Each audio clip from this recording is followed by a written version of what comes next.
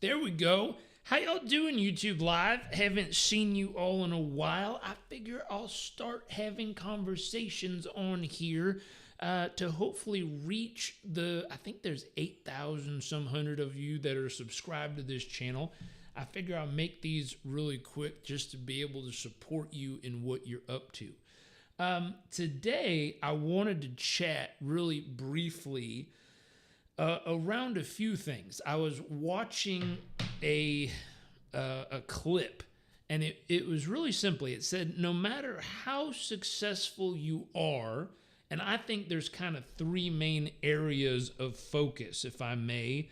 Let me just draw this for you. I think if we look at, well, let me draw it separate first. I think there's three kind of main categories of life for most of us. I think category number one is your business. That could be school for some people, but it's kind of the more or less the work you do. And it's either the work of learning, preparing for who you're going to become, or it's the work of going out in the world and doing the actual work. I think that's circle number one. I think circle number two, let me move this over. Oh, I doubled it somehow. I think circle number two right here, this is your relationships. That could be the relationship you have with your friends, your sphere of influence.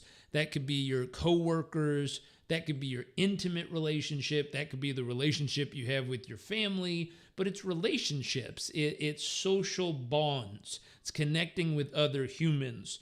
And then I think the last area is yourself. And so there's kind of three main categories, and you could be focused on yourself, you could be focused on your business, you could be focused on your relationship. But depending on where you are, at different stages of life, there'll be different sizes. So if we were to take, I don't know, let's say 13 to 18 years old, for most people, which is the biggest circle? So if we were to say 13 to 18, let me resize. I imagine that this would kind of be their self. 13 to 18, I think school would probably be the other kind of really big thing in their life. And I think relationship would kind of be the small one. Not that you don't want a relationship. It's just so much time and energy is going into school, and so much time is focused on trying to figure out yourself, that there's not often a ton of time available for a relationship. If you're watching this live, throw it in the comments. Is that fair to say? I feel like that's fair. I feel like when you hit 18, life kind of changes. It's like, okay, well, now you're going to go to work. And so all of a sudden, this area called school or work looks like this, where this one gets real big, and then you could see how it kind of overtook relationships, and yourself is kind of the next biggest thing. And then at some point in this, you know, let me move relationship over. So relationship came down here, school, business, all of a sudden work gets really big. And it's like, that's the big one. A little smaller. That's the big one. And then what happens is yourself, I mean, you don't have as much time to go to the gym and work out and read books and do all the things. So that kind of gets smaller. And then the truth is, for most people, relationship, when you're so busy working in the beginning, you don't have time for friendships. You don't really have time to do the things you want to do. So that gets small. And for most people, this is somewhere between like 18 to, let's say, 30. That's just what happens. At some point, the emotion here is you get really lonely. And so usually you give up time here where you still have to work just as much, but the self kind of gets smaller. And then all of a sudden over here, the relationship becomes the main focus because you're lonely. So that one kind of gets bigger, and then you trade the time you used to have for yourself gets now put into the time for a relationship. And that's where you hear phrases like, I really lost myself in that moment. I lost myself. I no longer had time for me. I was so busy, so invested into this relationship I had, I didn't really have time for myself. I didn't go to the gym as much. I didn't read as much. I didn't do the fun things I love to do as much. I got so busy on this other human over here that I kind of forgot about the things that were important to me. And so what's interesting, you can see now, if we were to go to another stage of life, now we're like, let's say 31 to 45, generally what starts to happen is our skill set improves here. And so all of a sudden what you notice is, oops, I need the circle too. All of a sudden what you notice is this big giant circle is still big, but generally gets a little smaller. And for most humans, relationship stays big because now you're married and have kids or something like that in your 30s and 40s. And then all of a sudden the self starts to make a comeback. And it's like, ooh, I'm starting to find time for me. I'm starting to find time for me again. And that feels really good in the 30s to 40s. Now, what's interesting, my belief is if we take these three concepts, and you've kind of seen how they're evolving from stage to stage of life, but if we take those concepts in general, we can say, here's one. I'm just going to copy and paste real quick. So here's the one circle. We're going to copy that and paste it. Here's a second circle. We'll overlap it. Here's the third circle.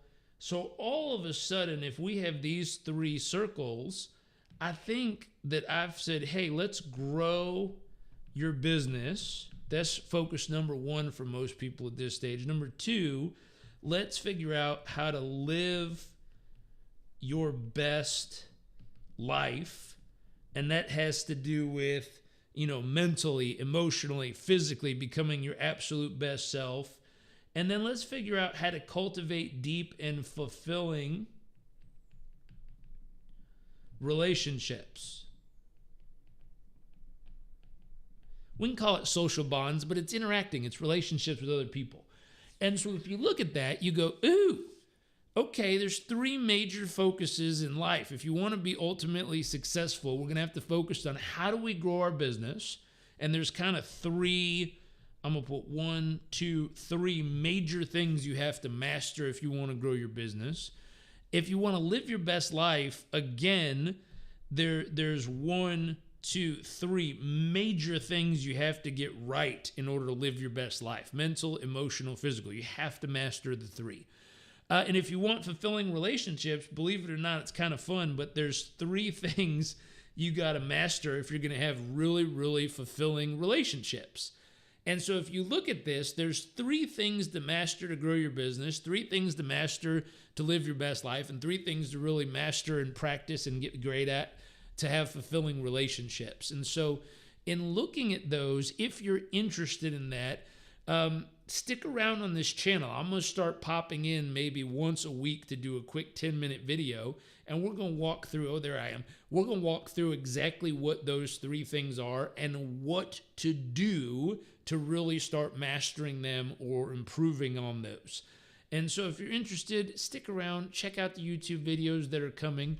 We have great interviews on here with other awesome humans we've gotten in contact with over the times. I know Marie Forleo is a favorite. Brian Tracy's on here. Eric Thomas. Lots of Gary V's up here. There's lots of good information, but we're going to be focused on what are the 3 things you need to master to grow your business. Let me give you an example. We'll start with number 1. I call this, you need to know the road ahead. And so I'm going to do a deep dive real quick, and I'm going to show you what the road ahead looks like. Let me grab a different slide. Boom. So we're going to do this one. Let me move Warren out of the way. We'll come back to him in a second. Put him down here. So I think this is pretty cool. There's a dude named Ray Dalio. He has a hedge fund called Bridgewater. They manage hundreds of billions of dollars. He has a team of incredibly intelligent human that he had go and do research on cycles of history to figure out what are the patterns.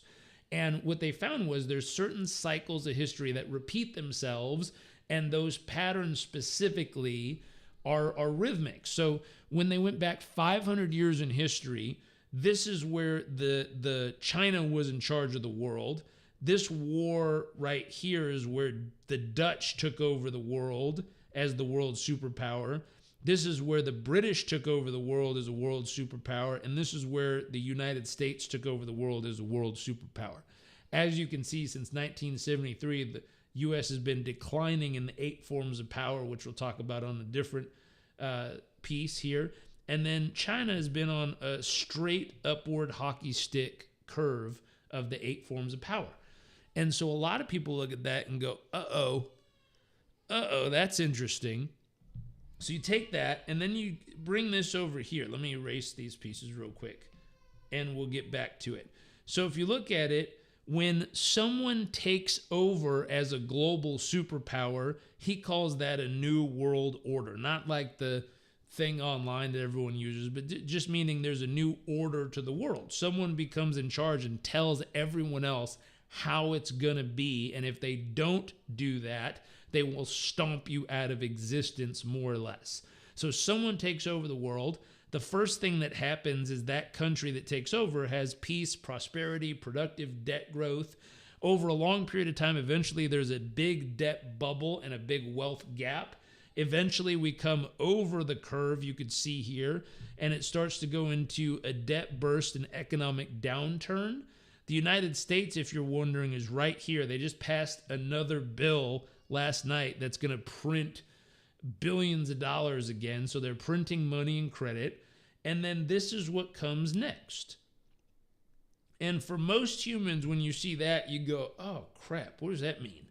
And my thought was, I hope Ray's wrong. I hope that's not what happens next. The challenge is Ray has a $14 billion net worth and manages hundreds of billions of dollars of people's money because he's been correct on betting on patterns that have made them billions of dollars in profit. So he's kind of smart in this area.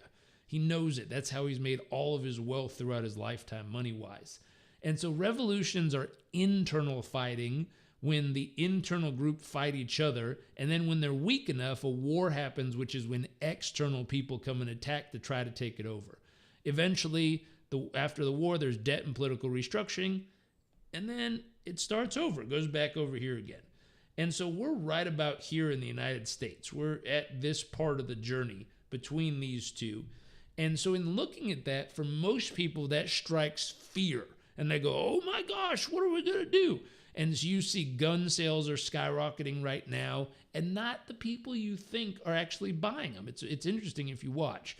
People are starting to set food aside and do all these kind of things because they're scared. Now, what's interesting, if you watch that, the other thing that's kind of looming on the horizon that I've gotten word of is people talking about a recession. So I'm like, oh my gosh, there's patterns of history. There's the rise and fall of empires. There's a recession that we're supposed to be entering in or already have entered in. What do you do? Now, there's 3 things that my dad taught me you can focus on. Number 1, there's a story. The story you tell yourself. Is this the beginning or is this the end? Is this the opportunity or is this where everything falls apart? Is this what you were made for or do you need to run and hide? So there's a story that you're telling yourself between your own ears and your mind. There's strategy. There's strategy. What to do at a very specific time of the journey. And if you do the right thing at the wrong time, you get punished. But if you do the right thing at the right time, I'll show you in a few seconds, you get massively rewarded. And then there's number 3. I'll let you guess what number 3 is. But let's talk about strategy real quick. So I went and looked up Warren Buffett's net worth. And this was interesting. If you look at decades, at 14 to 24, he went from $5,000 of net worth, let's say, to about $100,000. We'll call it $100K, right? That's what he did in this first decade of his life. He made $100,000. From 24 to 34, he turned $100,000 into $3.4 million. Great for Warren. Super proud of him. From 34 to 44, he turned 3.4 million into 19 million. Now, what's interesting right here was 1973, which if you go back and look up U.S. history, there was a major recession that happened 1973 to 1975. So 1973, Warren Buffett was 44 years old. You can see there was a decline in wealth right here from 34 to 19. But in the next few years, 73, 74, 75, 44, 45, 46, he did something that got him from 19 million to 67 million. And my thought was, what did Warren do in a recession that allowed him to take his wealth from 19 million to 67 million? Over the next few years, it went from 47, 48, 49, 50, 51, 52. 6 years, he turned 67 million into 376 million. What did Warren do that gave him the ability to multiply from 19 million to 376 million over a recession and through this period of years? And so all of a sudden, and notice, 90% of Warren's wealth has not been made yet during this time. Most humans would have retired with like 8 million or 10 million back here and called it a day. But Warren took that and turned it into $86+ billion later in life. Notice the majority of his wealth is made from his 50s to his 80s. So most people go, wow, that's crazy. Just so you know, research shows the strongest financial period of most people's lives is in their 60s. Just so you know, if you're younger than that, you're in a great place. You have time. But there's the question. Now, if you're watching this, how many of you feel very different right now looking at this and thinking about trying to figure out what the heck Warren did than you did a few seconds ago when I was talking about stuff that makes it sound like the world's ending and possibly a new global empire taking over? What I've done is focused the story in your mind on a very different thing. When your story was focused on the world ending, it created fear. When your story was focused on how to turn 19 million into 300 million, all of a sudden it created curiosity. It created anticipation. It created wonder. It created all these other emotions. But let me ask you real quick, what actually changed in your life over the last 5 minutes? Did your bank account change? Usually not. Did something happen in your life magically over the last 5 minutes? Usually not. All that changed was what I was getting you to focus on and the conversation, or we call it the story you had it going on in your head. So I'm going to ask you and give you one simple thing to do. Here's the task. Over the next 24 hours, right here, can you take a pen and paper and write down the story that you consistently tell yourself? What is the narrative you consistently tell yourself? And a story has two parts. Number one is right here, what you choose to focus on. And number two is, what does it mean? What is the meaning you give it? Am I focused on how there's war coming and that means I need to prepare and the world might end? Am I focused on there's massive opportunity coming and I needed to prepare to make sure I could take advantage of the opportunity and turn 19 million into 600 million? Now, some people tell me, well, Jarek, if I had 19 million, it'd be different. I said, great. If you don't have it, go partner with 5 people. Go partner with 10 people. Start a GoFundMe and put the money together. We're not in the recession. We're just entering it. You still have time to put together the amount of money needed. And then I'll tell you a secret. Instead of trying to figure it out yourself, go partner with someone who's considered the best in the world at what they do and have them help you multiply your wealth. But number one is what you focus on. Number two is, what does it mean? I'm going to give you a 24-hour challenge. If you watch the video this far, first off, thanks for sticking around. Second, here's your challenge. Take out a journal and every hour on the hour, just capture, what am I focused on and what does it mean to me? And capture the most consistent patterns of what you choose to focus your mind on and what you choose to allow it to mean.